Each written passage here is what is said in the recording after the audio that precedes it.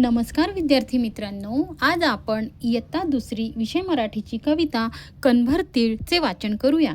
चला तर मग. कवयित्री आहेत लीलावती भागवत. वाटांना फुटांना शेंगदाणा, उडत चालले टनाटना, वाटेत भेटला तिळाचा कण, हसायला लागले तिघेही जण. तिळ चालला भरभर, थांबत नाही पळभर, तिळा तिळा कसली रे गडबड. थांबायला वेळ नाही, सांगायला वेळ नाही, काम आहे मोठं मला नाही सवड.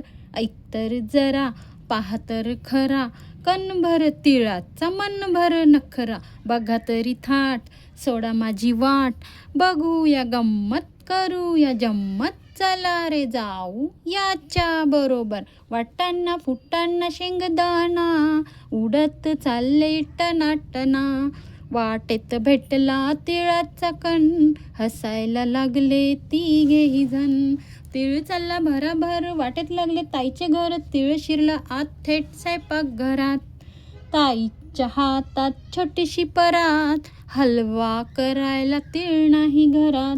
ताई बसली रुसून, तीळ म्हणतो हसून, घाल मला पाकात, हलवा कर झोकात. ताईने टाकला तीळ परातीत, चमच्याने थेंब थेंब पाक ओतीत.